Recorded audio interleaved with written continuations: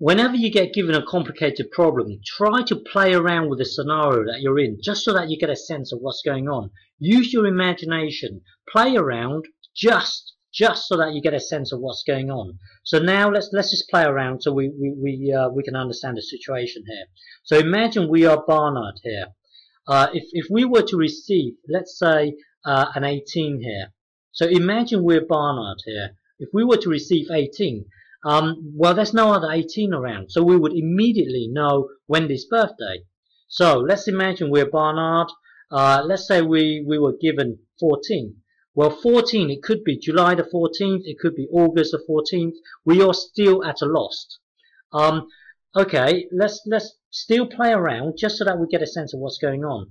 Let's say we were given 19. Well, 19, then because there's no other 19 around, then we would immediately know Wendy's birthday. Now, let's pretend that we're Albert here. So Albert would be given a month. So a month, let's say May here. So suppose Albert, imagine you're Albert here, you receive May. Well, May would be this, it could be this, it could be this. Not very useful. Let's say August. What does it mean to receive in August? Well, August, it could be this, it could be this, it could be this. Doesn't really help. The point that I'm trying to make is play around with the situation just so that you get a sense of what's going on. Okay? So now let's go back to being Barnard. Imagine you're Barnard. If you were to receive an 18, then you would immediately know the exact birthday. If you were to receive a 19, then you would immediately know the exact birthday. The point here is that this here is public knowledge here. Everyone knows this. Albert knows this. Barnard knows this. Everyone knows this. This is public knowledge. If Barnard ever receives an 18 or 19, then Barnard would immediately know the exact birthday. This here is public knowledge. Okay. Now let's look at this statement here.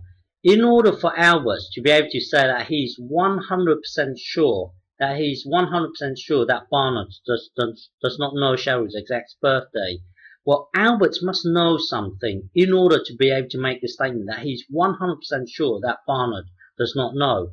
Well, remember, if 18 or 19 was given to Barnard, then Barnard would immediately know. So this here is public knowledge. This here is public knowledge. Both parties know this. Now let's look at this here. Let's just imagine that May was given to Albert here. If May was given to Albert here, then there's a slight chance that that Barnard would immediately know Cheryl's birthday. But Albert made the statement that he's 100% sure that Barnard does not know. Well, if May was given, then he cannot make this statement. If May was given to Albert, he cannot make this statement that he's 100% sure, because if May was given, there's a slight chance that Barnard would immediately know. But Albert here made the statement that he's 100% sure. So May was not given to Albert. Let's say June here. Let's say June was given to Albert here. If June was given, remember, this is public knowledge. This is public knowledge. If June was given to Albert here, if June was given, then there's a slight chance. There's a slight chance that that Barnard would immediately know. So if June was given to Albert, he cannot make the statement that he's 100% sure that Barnard does not know. You see, June. July here. Then July. If Albert was given July or August, then he can make this statement that he is 100% sure. So what's happening here is that if July or August was given to Albert, then he can make the statement that he is 100% sure that Barnard does not know Cheryl's exact birthday. So what was given to Albert here must be July or August. Must be July or August. Okay, so we can discard these here. Okay, so now let's look at the second statement here. Imagine you are Barnard. Put yourself in Barnard's situation.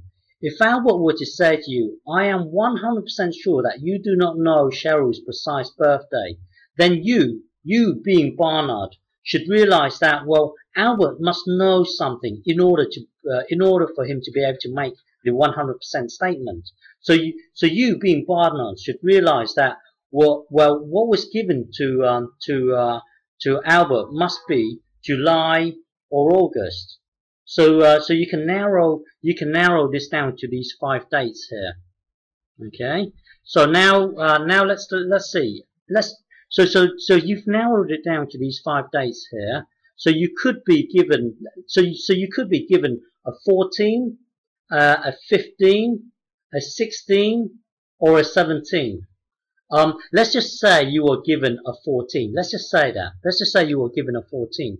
Well, if you were given a 14, then you still don't know Cheryl's precise birthday. So you cannot make this statement here. If you were given a 14, then you cannot make this part of the conversation here. You cannot make this statement. So here you cannot say that. Oh, now I now know Cheryl's precise birthday. You cannot make, if you were given a 14, you cannot make this statement, and there will be no puzzle to give to you because the conversation would not get this far. So if you could be given a 14, but if you were given a 14, then you cannot follow this conversation here. The conversation would stop right here, and there will be no puzzle to give to you. Now, so if you were given, let's say a 15 or a 16 or a 17 here, if you were given one of these three, then when Albert makes the 100% statement, then you can say, I now know Cheryl's precise birthday because you were given one of these three. If you were given a 14, then you cannot make this statement here, and then there will be no puzzle to give to you. So you must have been given a 15, a 16, or 17, because if you were given one of these three, then you can make the statement, I now know Cheryl's precise birthday. Okay, so you must have been given a 15. You must have been given a 15 or a 16 or a 17. Definitely not a 14, because you would not be able to make this statement if you were given a 14. Okay. Now look at the third statement here. Imagine you are now Albert. So put yourself in Albert's situation here. The minute Barnard makes a statement, at first I don't know, now I know. Then you know that you're at this stage here where it's one of these 3 dates. Now suppose you were given let's say August. If you were given August, then you still don't know Cheryl's precise birthday, so therefore you cannot make this statement. So the conversation would stop after these 2 lines here, and then so you cannot make this statement. But in order for you to make this statement, you must have been given a July. So remember, you're being Albert here. You must have been given July in order for you to be able to make this statement. If you were given August, then you cannot make this statement, and therefore the conversation would stop right here. Okay, but in order for you to reach this part of the conversation here, you must have been given July. Well, if you were given July, then don't forget, then Barnard must have been given the number 16. So let's go back to the beginning of time. Let's imagine you're Albert. So view everything from Albert's perspective. So imagine you were given May. If you were given May, then you cannot make this statement in the first place. You cannot make this statement. I am 100% sure, blah blah blah. You cannot make this statement. If you were given May, you cannot make that statement. You cannot make this first statement here. If you were given June, then you being Albert cannot make this statement. Then we wouldn't reach to this part of the conversation here. So you must have been given July or August. And as it turns out, after all that, when the minute Barnard makes the announcement, at first I don't know, now I know. The minute he makes his statement, then you would reach to these 3 dates here. But you happen to have, well, if you were given August, then you cannot make this last statement, and the conversation will stop here. If you were given July, then you can make this last statement here. Then you can make this statement. Therefore, what was given to you would be July, and what was given over here, well, it must be 16. It must be 16. Okay.